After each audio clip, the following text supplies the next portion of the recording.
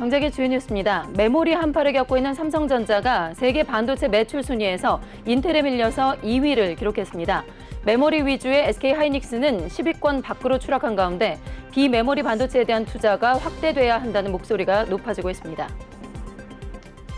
대표이사의 연임 논란이 있었던 KT가 새 이사회를 꾸리고 경영 정상화에 박차를 가합니다. 새로운 대표이사 선임을 위한 절차에 착수하면서 경영 공백으로 인한 실적 부진을 만회하겠다는 각오입니다. 지난해 데이터 센터 화재로 서비스장에 문제를 일으킨 카카오가 일반 유료 이용자를 대상으로 275억 원 규모의 보상을 마무리 지었습니다. 데이터 센터 다중화 등 재발 방지를 위한 다각적인 노력을 이어가겠다는 방침입니다.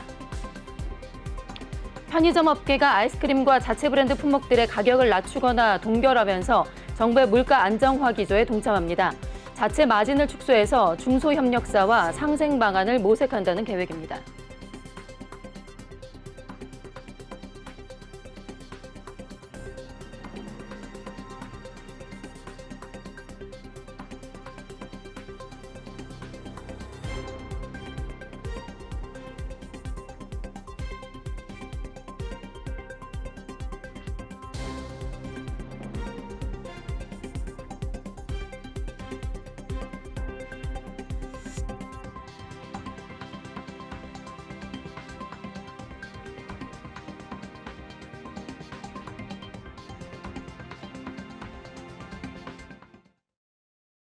시청자 여러분 안녕하십니까? 6월 30일 뉴스프라임 시작하겠습니다.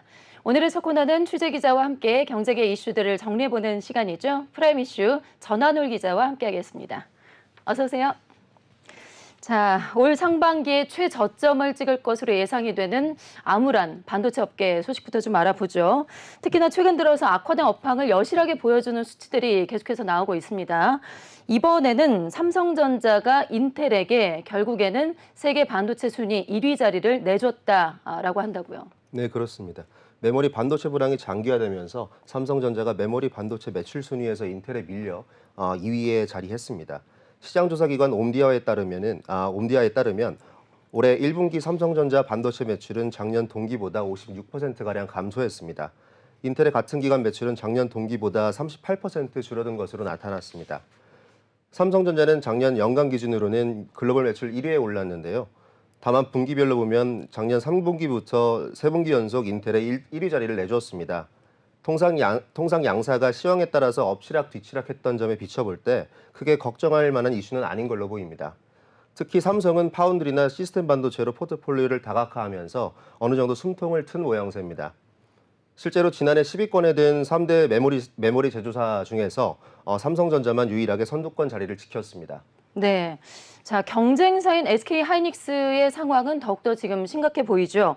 철저히 지금 메모리에 편중된 구조 때문인지 상황이 더욱더 안 좋은 것 같은데 정확하게 SK하이닉스 어떤 상황인가요? 네, SK하이닉스는 현재 디램과 낸드 플래시로 구성된 메모리 반도체에 철저히 기대고 있는 구조입니다. 메모리 반도체 수요가 흔들거리면 사업성과 수익성이 덩달아 휘청거리는 구조로 볼 수 있겠습니다. 메모리 기업들은 통상 제품을 대량으로 미리 생산을 해놓고 시장에 판매하는데요. 시장 수요가 갑자기 둔화되면 재고가 계속해서 누적될 수밖에 없습니다.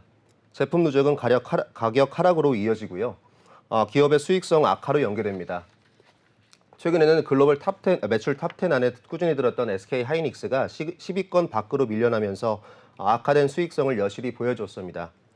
증권가에선 SK하이닉스가 올 2분기 2조 원이 넘는 영업 손실을 거둘 것으로 내다보고 있습니다. 올 한해 영업 손실은 7조 8천억 원으로 연간 기준 적자 전환이 불가피할 것으로 전망했습니다. 그렇다고 전망이 마냥 어둡지만은 않은데요. 업계에선 SK하이닉스의 DDR5 등 고부가 제품에 기대를 걸면서 퀀텀 점프까지 가능할 것이란 기대를 내비치기도 했습니다. 학계는 진정한 반등을 위해선 비메모리 반도체에 투자를 늘려야 할 때라며 시스템 반도체에 대한 중요성을 역설했는데요. 실제로 최근 AI와 차량용 반도체 수요가 늘면서 비메모리 반도체 기업인 엔비디아와 인피니언 매출이 모두 전분기보다 증가한 것으로 나타났습니다. 네, 하반기에는 좀 나아질 것이다, 내년에는 회복할 것이다라는 긍정적인 전망도 나오고 있는 상황인 거죠. 좀 더 지켜봐야 될 것 같습니다. 자, 이어서 프라임 이슈 두 번째 소식으로 넘어가 보죠. 오랜만에 KT와 관련된 소식이 들어왔는데요. 그동안 대표이사의 셀프 연임이다, 정치적인 외풍이다, 상당히 논란이 많았습니다. 이 KT가 대대적인 지배구조 개선에 나섰다라는 소식인데요. 오늘 오전에 임시주총이 있었습니다. 오늘 임시주총에서 사회이사 7명이 선임이 됐죠. 네, 맞습니다. KT는 오늘 오전 서초구 우면동 KT연구개발센터에서 임시 주주총회를 열고 새 사회이사 7명을 선임했습니다. 사회이사에는 윤종수 전 환경부 차관, 곽우영 전 현대차 차량 IT 개발 센터장 등이 선임됐습니다. 이들은 현재 이사회 의장을 맡고 있는 김용헌 사회이사와 함께 새 이사회를 꾸리고 차기 대표이사 선임 절차를 진행할 예정입니다. 사내이사에는 현재 구현무 전 대표가 등기가 되어 있는데요. 실질적인 권한은 없는 상태입니다. 네, 대표이사는 벌써 8개월째 공백 상태입니다. 사상 최대 공백 기간인데 이 대표이사 선임 절차에 대해서 정관이 오늘 변경이 됐다라고 들었어요. 그런데 하지만 좀 논란이 있을 것 같습니다. 어떤 부분인가요? 네, 그렇습니다. 이날 총회에선 대표이사 선임 절차에 관한 정관 변경안이 통과됐습니다. 대표이사 자격 요건에서 ICT 분야 지식과 경험이란 문구가 빠지고 기업 경영 전문성, 리더십, 커뮤니케이션 역량, 산업 전문성 등으로 교체됐는데요. 이러한 교체된 부분 자체가 새로운 낙하산이 다시 한번 KT 안으로 들어오는 것이 아니냐라는 우려도 제기되고 있는 상황입니다. 예. 그래서 이 밖에도 복수 대표이사 제도를 폐지했고요. 대표이사 선임 안건에 대한 의결 기준을 참여 주식의 50% 이상 찬성에서 60% 이상 찬성으로 상향한 안건도 가결됐습니다. 대표이사 후보심사위원회와 사회이사 후보 추천위원회를 이사 후보 추천위원회로 통합하면서 요직에 대한 선임 권한과 역할도 조정했습니다. 다양한 안건이 오간 이번 총회와 관련해서 업계에선 사실상 새 이사회가 꾸려졌다는 평을 내렸는데요. 이날 주총 안건들은 별다른 이견 없이 모두 원안대로 통과되면서 30분 만에 종료됐습니다. 일부 주주들은 최근 KT 일감 몰아주기 의혹과 관련해서 투명성을 보다 강화해야 한다는 목소리를 내기도 했습니다. 네, 오늘 일단 사회이사는 선임이 됐고요. 대표이사 선정도 상당히 시급해 보입니다. 앞으로의 일정은 어떻게 되는 건가요? 예, KT는 오늘 새로 꾸린 이사회를 중심으로 차기 대표이사 후보를 선정할 예정입니다. 이후 8월 중 새 경영진을 인선을 마칠 계획이고요. 대표이사 후보군의 경우 사회 인사는 외부 전문기관의 공개 모집과 주주 추천을 통해서 선정됩니다. 사내에서는 재직 2년 이상인 부사장 직급 이상 중에서 경영 전문성과 사업 이해도가 높은 인원이 추천될 예정입니다. KT는 경영 공백으로 인해 생긴 실적 부진에 대해서 본격적으로 만회에 나설 것으로 보입니다. KT는 1분기 국내 이동통신 3사 가운데 가장 부진한 성적표를 받아든 바 있습니다. 네. 자, 이렇게 최근에 통신업계에 지배구조 이슈가 끊이지 않듯이 IT 업계에서는 인프라 이슈 화두가 자주 떠오르고 있습니다. 카카오가 지난해 발생을 했었죠. 서비스 장애 문제가 발생을 했는데 이와 관련한 보상 절차를 오늘 다 마무리를 지었다고 합니다. 정 기자, 보상 마무리까지 무려 반년 이상이 걸렸어요. 맞습니다. 카카오가 지난해 데이터 센터 화재로 발생한 서비스 장애에 대해서 275억 원 규모의 피해 보상을 진행했습니다. 카카오에 따르면 지난 5개월간 소상공인을 대상으로 피해 사례를 접수한 결과 모두 451건이 신청이 됐습니다. 카카오는 이중 기준에 부합하는 건들에 대한 평균 225만 원씩 총 5천만 원의 지원금을 총 전달을 했는데요. 지원금은 대체 서비스 유무 등 다양한 기준을 기반으로 매출 손실 규모에 따라 차등 지급한 것으로 알려졌습니다. 일반 이용자들에게는 지난 1월 카카오톡 이모티콘 총 3종을 제공했고요.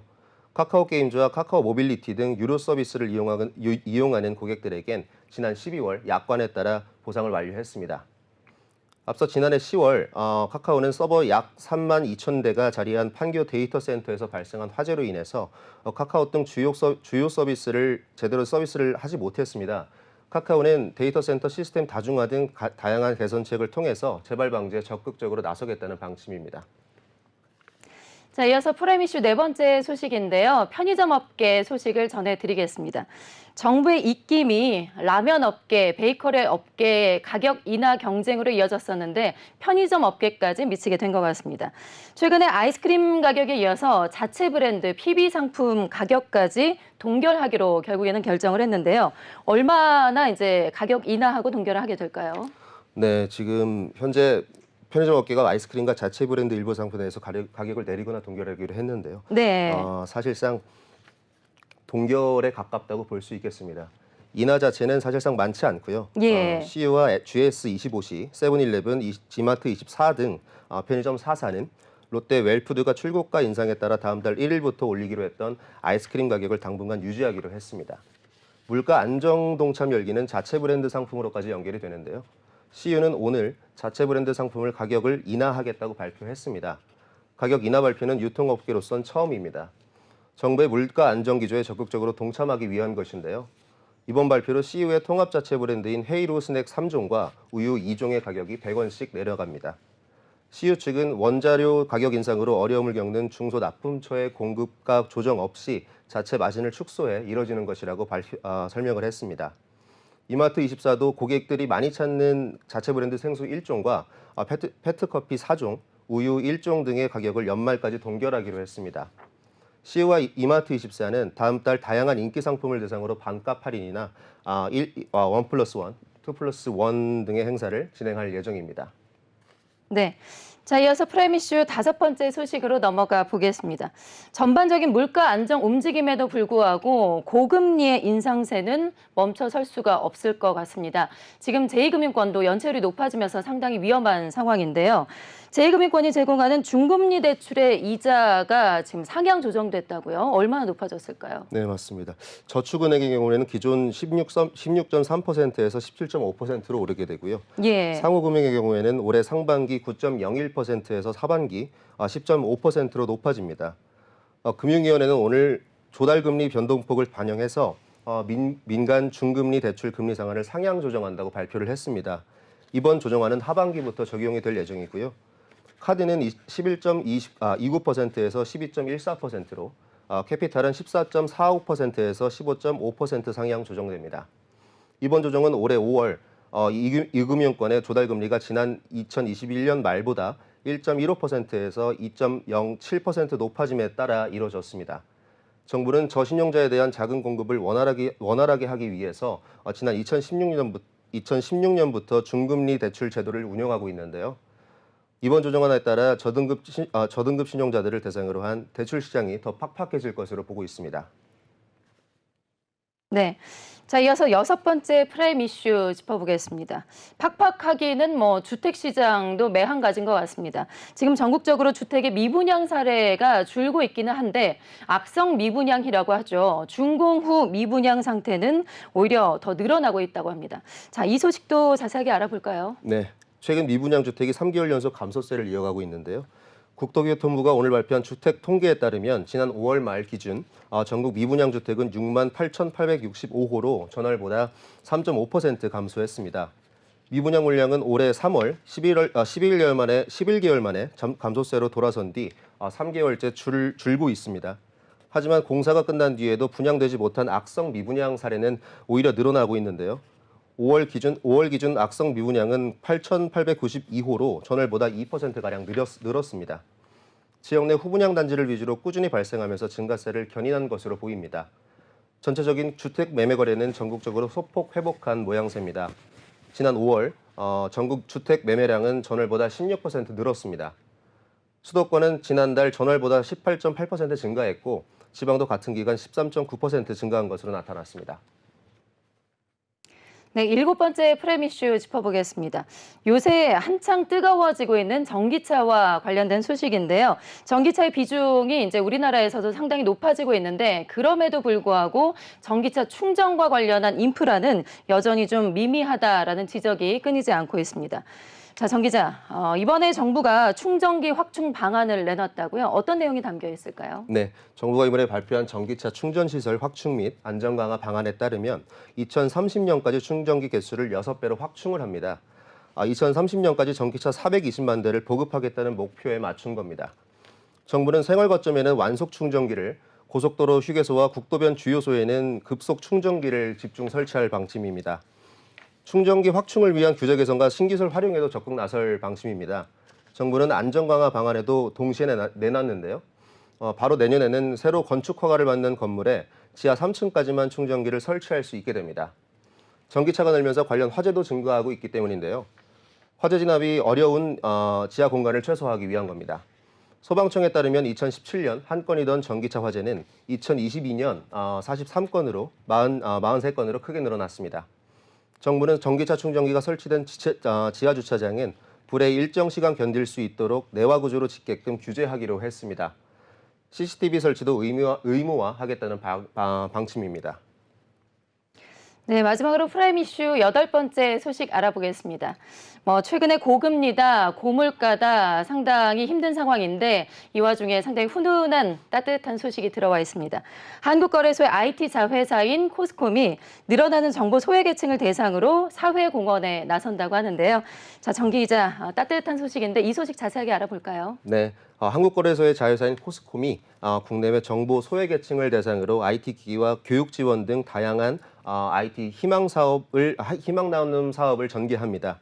먼저 IT 접근성이 상대적으로 낮은 장애인들을 위해서 다양한 IT 보조기기를 지원합니다. PC 사용이 어려운 저소득층 장애인에게 헤드마우스나 특수 키보드 같은 맞춤형 보조기기를 지원하는 방식입니다. 이 프로젝트는 정보 소외계층에게 소통 기회를 제공하고 동시에 진학과 취업을 돕기 위해 마련됐는데요. 지금까지 약 1000여 명의 장애인에게 개인별 맞춤 기기를 제공해 온 것으로 알려졌습니다. 취약한 가정 환경으로부터 컴퓨터 교육이 미비한 탈북 다문화 학생들에게도 아래 한글, 엑셀, 파워포인트 자격증 취득 등을 위한 컴퓨터 교육을 제공합니다.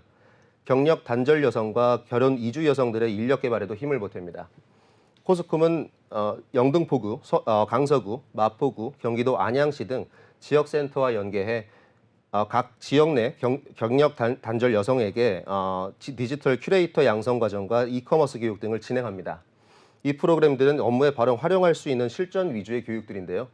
교육생들의 취업률은 100%에 육박하는 것으로 알려졌습니다. 인근 지역 특성화 고등학교를 대상으로 한 프로그램도 진행됩니다. 서울 지역 3개 학교 재학생 일부를 대상으로 글로벌 IT 자격증과 웹 프로그램 개발 기술, 영상 기술 등을 습득할 수 있도록 교육 후원금을 지원하는 방식입니다. 코스콤은 앞으로도 IT 희망 나눔 사업을 지속적으로 전개해 나간다는 방침입니다. 네, 이런 따뜻하고 훈훈한 소식이 자주 전해졌으면 좋겠네요. 지금까지 프라임 이슈에서 경제계 주요 이슈들 자세하게 정리해봤습니다. 전한울 기자와 함께했습니다. 고맙습니다.